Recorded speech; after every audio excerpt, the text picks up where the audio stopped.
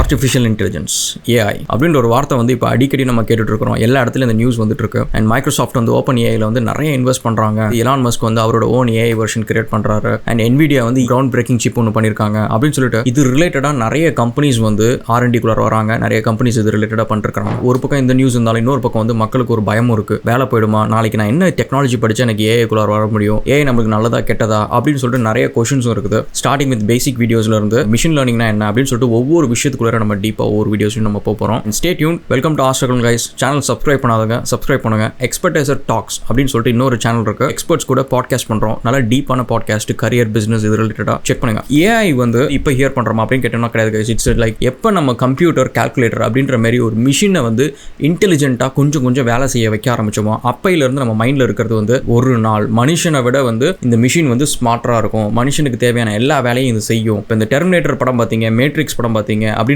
மாதிரி எல்லாத்துலேயும் வந்து இது அங்கங்கே வெளியே வந்துகிட்டே இருக்கும். இது நம்மளோட ஃபேண்டசியில் ஒரு முக்கியமான ஒரு ஃபேண்டசி. ஏன் நம்ம இவ்வளோ இம்பார்ட்டன்ஸ் கொடுக்கணும்? ஒரு எக்ஸாம்பிள் வந்து நம்ம மனுஷன் வந்து இனிஷியலாக காட்டில் வந்து விலங்கினத்தை வந்து வேட்டையாடிட்டு இருக்கிறோம். அப்புறம் வந்து பழம், செடி, கொடி இந்த மாதிரி விஷயத்துலேருந்து சாப்பாடுலாம் எடுத்து சாப்பிட ஆரம்பிக்கிறோம். அப்போ வந்து நம்மளோட நேச்சர் என்ன அப்படின்னா ஹண்டர்ஸ் அண்ட் கேதரர்ஸ். நம்ம வந்து வேட்டையாடுறோம், அதுக்கப்புறம் கேதர் பண்ணி சாப்பிட்றோம். இந்த இடத்துல இருந்து நம்ம அடுத்தது வந்து அக்ரிகல்ச்சர் அப்படின்ற ஒரு விஷயம் இருக்குது. விவசாயம் பண்ணுறோம். அந்த இன்டெலிஜென்ஸ் இந்த இடத்துல இந்த இடத்துக்கு நம்மளுக்கு வரதுக்கு தோராயமாக எத்தனை வருஷம் ஆயிருக்கும் நீங்கள் சொல்லுங்கள், கெஸ் பண்ணுங்கள்.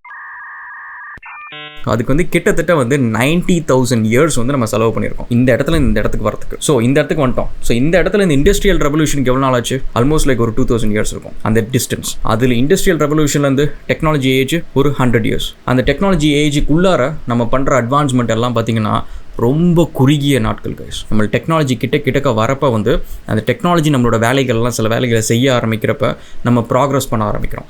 ஒன்று வந்து அவன் கான்ஸ்டண்ட்டாக வந்து வீல்ஸு, நெருப்பு இந்தமாதிரி நிறைய விஷயத்தை கண்டுபிடிக்கிறான், அதோட பயனை அனுபவிச்சு அதை யூஸ் பண்ணுறான், அது ரிலேட்டடாக நிறைய டிஸ்கவரிஸ், இன்வென்ஷன்ஸ் பண்ண ஆரம்பிக்கிறான். அதுலேருந்து நீங்கள் பார்த்தீங்கன்னா சயின்ஸுக்கு முக்கியத்துவம் தர ஆரம்பிக்கிறான்.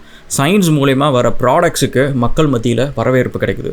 அதுலேருந்து மிஷின்ஸ் பிறக்குது. அண்ட் இந்த இடத்துலேருந்து இண்டஸ்ட்ரியல் ரெவல்யூஷன் வரப்போ நீங்கள் பார்த்தீங்கன்னா அந்த ஒரு டைம் ஃப்ரேமில் வெஹிக்கிள்ஸ் கண்டுபிடிக்க ஆரம்பிக்கும். ஒரு குட்ஸை ஒரு இடத்துல இன்னொரு இடத்துக்கு மூவ் பண்ணுறதுக்கு train, aircraft and cars, bikes இந்த மாதிரி வந்து வெஹிக்கிள்ஸ் கண்டுபிடிக்க ஆரம்பிக்கிறான். மனுஷன் வேகமாக நவுற ஆரம்பிக்கிறான். டெக்னாலஜி வருது. டெக்னாலஜி வந்ததுக்கப்புறம் இன்ஃபர்மேஷனை வேகமாக பாஸ் பண்ண ஆரம்பிக்கிறான். அவன் இதுவரைக்கும் செஞ்ச எல்லா விஷயத்தையும் வந்து ரொம்ப சீக்கிரமாக அவன் அச்சீவ் பண்ண ஆரம்பிக்கிறான். ஸோ இப்போ இது எல்லாத்தையும் பண்ணுறானே, இதேமாரி போயிட்டு இருக்கலாமே அப்படின்னு கேட்டிங்கன்னா அங்கே தான் ஒரு பிரச்சனை இருக்குது. இது எல்லாத்தையும் பண்ணுற மனுஷனுக்கு there is something as a limitation. அவனால் மேக்ஸிமம் இவ்வளோ தான் பண்ண முடியும் அப்படின்ற மாரி ஒரு லிமிட்டேஷன் இருக்குது பை நேச்சர். என்ன அப்படின்னா பயாலஜி.